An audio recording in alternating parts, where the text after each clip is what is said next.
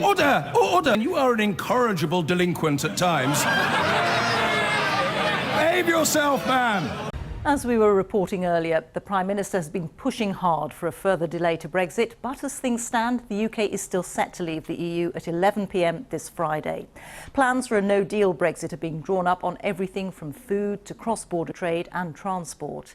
Today, the Chancellor, Philip Hammond, expressed concern that too many companies have adopted the approach of an ostrich with its head in the sand. Our special correspondent Lucy Manning has been to see what plans are being made for a no-deal Brexit. It could be 3 days to go. Still, no one knows if it's no deal, and if it is, what the consequences will be. The uncertainty unsettling. On the roads, at the ports, in the factories. On the Wirral, bags and bags of starch, so the British love affair with crisps won't be disrupted if there is no deal. We've had customers in the UK who are stockpiling just in case raw materials are impacted. And we've seen a 30% increase. With politicians still negotiating extensions to leave, the fear of no deal remains. Nobody's prepared because you can't prepare for something you don't know what you're preparing for. So it's going into the unknown of chaos and cost. In Kent, with fears the lorries could back up at the ports, they've been testing out emergency plans for the roads. But truckers fear their deliveries might not be on time. Brexiteers laugh about this scaremongering about food on the shelf, but if we load abroad vegetables on day one for day two delivery, and we spend a day crossing the channel, the food's going to be late arriving, isn't it? I'm not saying it'll be a problem long term, but certainly short term. A few days before the April the 12th Brexit deadline, if there's still no deal, Dover will be the Brexit pressure point. What happens here will have an impact across the whole country. Police and local officials in Kent think they're as prepared as circumstances allow, but delays at the ports could have knock-on effects for the area. If this goes on for weeks and weeks, it is an issue to us, particularly the transport disruption. Their major concern is the difficulties of getting children into school, the difficulties of getting staff into school. And no-deal planning hasn't been cheap. It's £13 million that we hope is completely wasted because we hope that this turns out to be unnecessary. We are prepared and we will be ready if we have a no deal on Friday. Across the country, resilience forums will tackle any disruption. It would be really nice to have some clear direction as soon as possible. And if not? I've just been in the mindset for so long that we need to plan for day one no deal that I'll keep doing it until somebody says stop doing that now.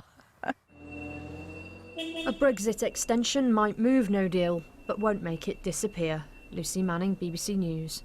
Now, more from the unfolding events in Brussels in a moment. But while Brexit may be paralysing the political process, it has had an unexpected effect on the economy in the past month. Here with more is our business editor, Siobhan Kennedy. Siobhan, what has been the effect? Well, the economic figure, the growth that we've seen in February, for the month of February, Cathy, has come in higher than expected. We saw growth of about 0.2%, which is better than, very small, I should say, but better than the 0% that the economists were expecting.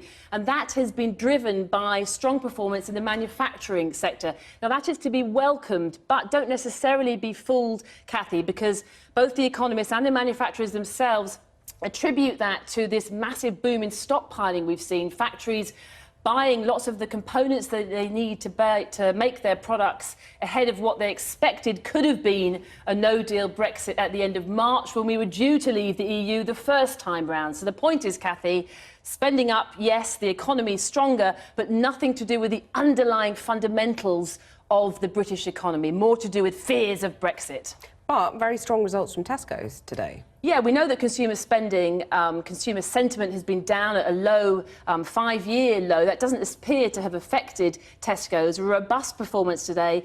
Profits up a thumping 28% in the last financial year, despite what Dave Lewis, the boss, says, despite the market uncertainty. Now, I asked him about Brexit. He wouldn't be drawn on the political process, but he did say that they too, like the manufacturers, are stockpiling non-perishable goods in their warehouses and spending vast amounts of money, he wouldn't say how much, on detailed contingency planning. So yet again, Cathy, spending by our biggest retailer there, driven by Brexit fears more than anything else. Indeed, Siobhan, thanks very much for that. Well, our business editor Simon Jack is here. Simon, we heard some business reaction there, but what has business more widely been saying to you? First reaction, phew, we're not leaving the European Union tomorrow at 11 p.m, because most people weren't ready for that. When that feeling passes, I think it falls into three groups. There's the big companies who've been planning for this for years, the pharmaceutical companies, the big banks. It was unthinkable they wouldn't be ready. There's a second group, smaller businesses, who didn't really know what to do and had done very little, an alarmingly high proportion of them, according to HMRC. And then there's the other businesses who said, do you know what? I did heed those government warnings. I'd spent a lot of time looking into customs declarations, that kind of thing. I spent real money on stockpiling some parts, some supplies, and they're thinking, now what? Do I try and get that valuable cash flow back into the business by running down those inventories? Or do I say, you know what, I'm still going for an uncertain outcome and an uncertain date, so I'm going to have to keep spending that money on keeping these inventory levels high. So that's the dilemma. Two more thoughts. If we do get to October, you're coming into Christmas season and people have to always gamble, how much stock do I buy for my Christmas period? And thirdly, and lastly, people saying, I assumed the crash position last time when I was told to by the government. As we get towards it, do I do all of that again? Some people will fear that they will say, there was cried wolves last time, will I bother preparing next time? OK, Simon, thank you. I'm back here in Westminster, and business leaders have expressed some relief that there will be no Brexit cliff edge tomorrow, saying an imminent economic crisis has now been averted, but they're certainly not celebrating yet. Our business editor, Siobhan Kennedy, is here. Siobhan. Well, John, I think business very much, as you say, see this as a temporary reprieve. They're happy that the imminent threat, as they see it, of a no-deal Brexit has been averted. But as you also say, nor are they jumping for joy. And that is because the uncertainty continues, the lack of decision-making, and crucially, the lack of investment that is so corrosive for the British economy in the long term. None of that, John, goes away today. Let me tell you what one FTSE 100 boss said to me today. The cost of countermeasures and confusion continues, he says, and brand Britain takes another bashing. Not all bosses feel the same way. I also spoke to Tim Martin, the Brexiteer boss of Wetherspoons, the pub chain. He said this, he was scathing. It's pathetic news, he said. The most pathetic example of cowardly behaviour that I can recall ever in the UK. Well, John, today I spent the day with one large parcel distribution company, and they at least did breathe a sigh of relief. If anyone should be able to deliver Brexit on time, it's Hermes, one of Europe's biggest courier firms. Last year, they dispatched 5 million parcels to the EU. But even for this logistics supremo, the prospect of a no-deal Brexit, even with the latest delay, is a unique challenge. Instead of being able to drive seamlessly across the border and through the tunnel, we would have to scan every parcel, provide the contents of that parcel, the value of that parcel. There may be some customs checks at the border, which we don't have now. We don't know what those customs policies are going to be like. If we have to put them into containers and really segregate those parcels, we'll have potentially twice as many lorries having to go through, twice as much cost for our business. They've already spent £250,000 on new technology to cope with a no deal, money they can't now get back, and they've penciled in at least 600,000 more. Businesses of all shapes and sizes have woken up to the news today of yet another Brexit delay. There'll be a sigh of relief, yes, and expensive contingency plans will now be put back on the shelf for now. Here, the thousands of parcels will continue to flow to and from Europe freely. But the fact that all Theresa May has managed to secure is yet another delivery date doesn't reassure that much. It kicks the can down the road. There needs to be a fundamental change. It's taken 2.5 years to get to a position where we still don't know what's going to happen. We hope that compromise will come and that a deal can be reached, because otherwise we're stuck in this limbo, waiting. We can't help but start with Brexit. It was almost as if he'd compared notes with the boss of the business lobby group, the CBI, who gave this withering verdict this morning. 6 months will come around extremely quickly. I think members will already be thinking, but that's the run up to Christmas. And how they start, what they do with their no-deal planning. So I'm afraid there'll be no dancing in the streets around this, and I wouldn't expect to see much in the way of ramping down of no-deal planning.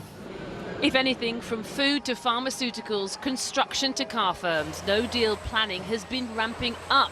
Manufacturers have spent millions on contingencies and stockpiling components to avoid delays at the ports. But all the while, investment has been draining away, wiping off, some say, as much as £600 million a week from the economy since the referendum. Back at the delivery depot, they're ramping up for the onslaught of the afternoon shift. On our busiest night during Christmas, this will process close to 1 million parcels. Despite the delivery of some good news today, the prospect of no deal remains. And the real fear that if a deal can't be achieved, this business could face severe consequences. We're a successful UK domestic business. We'll survive, but it'll be a real shame that actually an international business that we've grown from nothing in 4 years to handling 7.5 million parcels could be in jeopardy. If that's the warning from this multi-million-pound success story, what hope for the thousands of small businesses who haven't even begun to plan? Siobhan Kennedy.